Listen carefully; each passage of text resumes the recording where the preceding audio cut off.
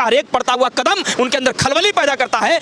यह उनके लिए संकेत है, क्योंकि राहुल गांधी जब 12 तुगलक लेन से निकल करके उस 10 जनपद में जा रहे हैं, अपनी माँ की शरण में जा रहे हैं, एक गुरु की शरण में जा रहे हैं। हिंदुस्तान का शख्स ये भी चाहता है कि हम अपना घर खाली करने के लिए तैयार हैं, राहुल गांधी आए और हमारे साथ रहें, लेकिन बावजूद उसके सत्ता पक्ष है, उसके खेमे में पूरी तरीके से खलबली मची हुई है, डर का माहौल है, घबराए हुए हैं पूरी तरीके। जहाँ जा रहे हैं वो सामान्य घर नहीं है, वर्तमान हिंदुस्तान के प्रधानमंत्री के घर से भी पावरफुल घर कभी माना जाता रहा है और आज भी है। वो प्रधानमंत्री और नरेंद्र मोदी के बीच का जो मामला है उसको खोलने के लिए, उसका पर्दाफाश करने के लिए जब हम बहुत करीब हैं, ऐसे वक्त पर आपका बयान देना ये सवालिया निशान खड़ा करता है आपके ऊपर ही। नमस्कार दोस्तों, एक बार फिर से आप सभी का स्वागत है DS4 न्यूज़ में। राहुल गांधी की सदस्यता जाने के बाद जो है बंगला खाली करने का नोटिस दे दिया गया था, लेकिन इन दिनों एक खबर चल रही है कि राहुल गांधी जी जो है अपना सामान शिफ्ट कर रहे हैं, वो भी 10 जनपद में। हमें बार बार ये सवाल किया जा रहा है कि राहुल गांधी जिस तरीके से घर शिफ्ट कर रहे हैं, इसका क्या राजनीति में कोई बड़ा प्रभाव आने वाला है उस शक्तिशाली घर से, जहाँ पे 32 साल से सोनिया गांधी जी रह रही हैं। हमारे साथ इस मसले बातचीत करने के लिए गोपाल तिवारी जी मौजूद हैं और काफ़ी कुछ इनसे बातचीत करने हैं, क्योंकि राजनीतिक पहलुओं को बड़े करीबी समझते हैं, बातचीत भी करते हैं। चलिए गोपाल तिवारी साहब, आपका स्वागत है। सवाल सबसे पहले मेरा ये है कि राहुल गांधी जी जिस तरीके से सामान शिफ्ट कर रहे हैं, ये तो आपको पता चल गया होगा, और वो उस घर में जा रहे हैं जो अपने आप में एक समय पे पावरफुल माना जाता था, कैसे देख रहे हैं? देखिए, इस समय जितनी भी घटनाएं घटित हो रही हैं, बीते 1 महीने की मैं बात करता हूं, बहुत लंबा मत जाइए आप, 1 महीने से जो कुछ भी हो रहा है वो सब कुछ कांग्रेस के लिए हितकर है, कांग्रेस के लिए लाभकारी है। और राहुल गांधी का 12 तुगलक लेन वाला घर छोड़कर 10 जनपद में आना, ये अपने आप में एक संयोग है, और इस संयोग का किस तरीके से प्रयोग होगा राजनीतिक पटल पर, यह आने वाले समय में आपको बहुत जल्द पता चल जाएगा। क्योंकि 10 जनपद का जो घर है, आपने बातों बातों में जिक्र किया कि वो सत्ता का केंद्र माना जाता रहा है, सत्ता की सबसे बड़ी पावरफुल घर माना जाता रहा है, और 32 सालों से सोनिया गांधी जी उसमें रह रही हैं। इससे पहले राजीव गांधी जी उसमें रहे, इससे पहले लाल बहादुर शास्त्री जी उसमें रहे, और उस घर में रहने वाली सोनिया गांधी, जिन्होंने करीबन 2 दशक तक हिंदुस्तान की राजनीति की दिशा और दशा तय की, और जो राजनीति की दिशा और दशा तय कर चुका है, इसका मतलब तो आप साफ समझते हैं कि राहुल गांधी सिर्फ अपनी मां के पास नहीं जा रहे हैं रहने के लिए, वो राजनीति की एक धुरंधर नेता, अर्थात इस राजनीति की खेमे की सबसे बड़ी राजनीतिक गुरु के पास भी जा रहे हैं। ये बात आपको समझनी पड़ेगी, ये बात आपको जाननी पड़ेगी। छत्तीसगढ़ में अधिवेशन हुआ था अभी बीते कुछ समय पहले ही, उस अधिवेशन में सोनिया गांधी ने बातों बातों में जिक्र किया था कि हमारा टेन्योर अब पूरा हुआ। कि देखिए, सोनिया गांधी वो शख्स हैं, एक ऐसी राजनेता हैं जिनको कभी सत्ता का लोभ नहीं रहा, जिनको कभी सत्ता का लालच नहीं रहा। उन्होंने इस हिंदुस्तान की राजनीति में एक नई रेखा खींचने के लिए, एक हिंदुस्तान की राजनीति का एक नया स्वरूप गढ़ने के लिए उन्होंने हर एक वो फैसले लिए जो एक सामान्य राजनेता जो अपने लाभ और हानि को देख करके नहीं ले सकता। सोनिया गांधी जी चाहती तो 2004 में जब राहुल गांधी जी सांसद बने थे तो उन्हें प्रधानमंत्री बना सकती थी। उसके बाद दोबारा जब वो सांसद बने तब उन्हें प्रधानमंत्री बना सकती थी, स्वयं प्रधानमंत्री बन सकती थी, लेकिन उन्होंने ऐसा नहीं किया। 2004 में उन्होंने एक नॉन कांग्रेसी व्यक्ति को प्रधानमंत्री बनाया, डॉक्टर मनमोहन सिंह को। नॉन कांग्रेसी, वो कांग्रेसी थे भी नहीं, उन्हें प्रधानमंत्री बनाया। ये कौन कर सकता है?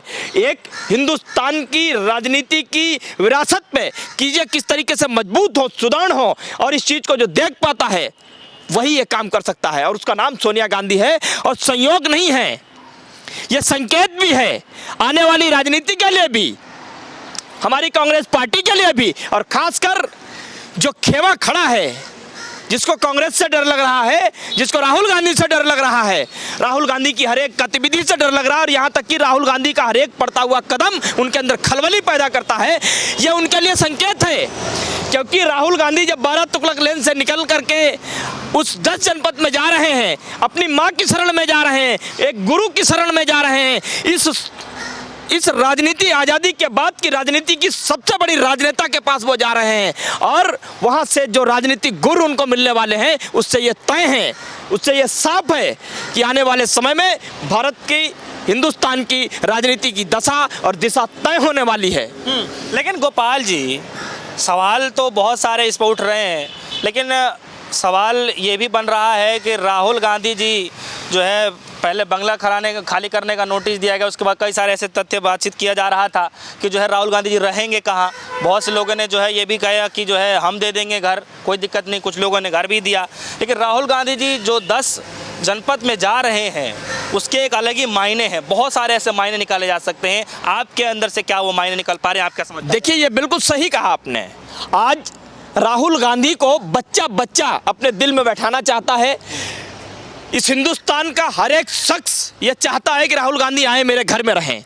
यहाँ तक कि हिंदुस्तान का शख्स ये भी चाहता है कि हम अपना घर खाली करने के लिए तैयार हैं, राहुल गांधी आए और हमारे साथ रहें। लेकिन बावजूद उसके जब पूरा हिंदुस्तान उनको अपने दिल में बैठाना चाहता है, अपने घर में पनाह देना चाहता है, इन सभी चीज़ों के बीच एक ऐसा फैसला जो हिंदुस्तान की राजनीतिक गलियारों से निकलते हुए एक ऐसा नज़रिया सेट करता है जो सामने वालों के लिए एक सांकेतिक बहुत मजबूती के साथ एक सवाल भी खड़ा करता है। और इसीलिए जो सत्ता पक्ष है उसके खेमे में पूरी तरीके से खलबली मची हुई है, डर का माहौल है, घबराए हुए हैं पूरी तरीके से। और उनको लगता है कि राहुल गांधी अभी तक तो अकेले थे, जब 12 तुगलक लेन में रह रहे थे अभी तक तो अकेले थे, और एक अकेला व्यक्ति सब पर भारी पड़ रहा था। प्रधानमंत्री नरेंद्र मोदी पर भारी पड़ गया, मोडानीकरण पे भारी पड़ गया, पूरी सरकार पे भारी पड़ गया। अब तो ये व्यक्ति वहाँ से शिफ्ट हो रहा है, 10 जनपद जा रहा है जहाँ इनकी माँ रहती हैं, सोनिया गांधी रहती हैं। राजनीति कैसे होती है, राजनीति कैसे की जाती है, उसकी महागुरु, ये तो महागुरु के पास जा रहे हैं। अभी तक तो ये एक था, अब तो माँ बेटे एक साथ हो रहे हैं।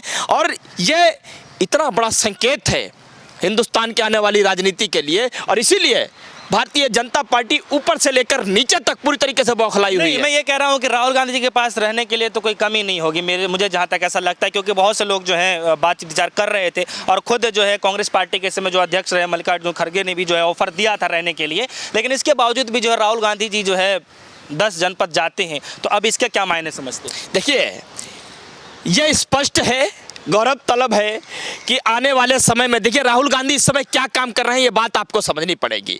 कांग्रेस इस समय क्या काम कर रही है ये बात हिंदुस्तान की जनता को समझनी पड़ेगी। राहुल गांधी और कांग्रेस पार्टी इस समय अपने निजी हित को छोड़कर सत्ता आए या चली जाए, नुकसान हो या फायदा हो, इन सब चीज़ों को परे रखकर वो हिंदुस्तान की संस्कृति को बचाने की लड़ाई लड़ रहे हैं, वो हिंदुस्तान की बुनियाद को बचाने की लड़ाई लड़ रहे हैं, वो लोकतंत्र को बचाने की लड़ाई लड़ रहे हैं, वो संविधान को बचाने की लड़ाई लड़ रहे हैं, संविधान के मूल्यों की, नागरिकों के हक और हुक अधिकार की जो है बचाने की लड़ाई लड़ रहे हैं। और ये बात समझनी पड़ेगी। इसलिए 10 जनपद में जाना अपने आप एक ऐसी रेखा खड़ी करता है, एक ऐसी लाइन खींचता है राजनीति में। इस देश के तमाम लोगों को ये सोचना चाहिए। आज मैंने देखा कि तमाम लोग कई तरीके की टिप्पणियां कर रहे हैं और राजनीतिक गलियारे में एक चर्चा उठने लगी है कि क्या जो महाविकास अघाड़ी था, जो सबसे बड़ा गठबंधन, क्या उसमें कोई टूट पैदा हो रही है, क्या कुछ हो रहा है। एक बात मैं स्पष्ट कर देता हूं, चाहे कोई कुछ भी कहे, कोई बयानबाजी करे, लेकिन ये महाअघाड़ी जो है इसमें कोई दरार नहीं आने वाली है, ना आई है, ना आई थी और ना आगे आएगी। क्यों? क्योंकि जेपीसी की मांग को लेकर राहुल गांधी जी ने जिस तरीके से सदन में नरेंद्र मोदी की, भारतीय जनता पार्टी की मोडानीकरण वाली सोच की कलाई खोल करके रख दी, वो अब हिंदुस्तान की जनमानस में पूरी तरीके से उतर चुका है। हिंदुस्तान का बच्चा बच्चा ये पूछने लगा है आखिर क्या रिश्ता है इनका अडानी के साथ। और ये सिर्फ अडानी का मामला नहीं है, ये राष्ट्रीय सुरक्षा का भी मामला है। ये बात आपको समझनी पड़ेगी, ये बात हिंदुस्तान की जनता को समझनी पड़ेगी। क्या आपको भी लगता है कि अब जब से वो नए जो है बंगले में जा रहे हैं, राहुल गांधी जी के लिए नया ही होगा, तो क्या आपको लगता है कि राहुल गांधी की राजनीति में कुछ अच्छा शुरुआत होने वाला है? बिल्कुल, ये साफ है, ये तय है। और वो जहां जा रहे हैं वो सामान्य घर नहीं है, वर्तमान हिंदुस्तान के प्रधानमंत्री के घर से भी पावरफुल घर कभी माना जाता रहा है और आज भी है वो।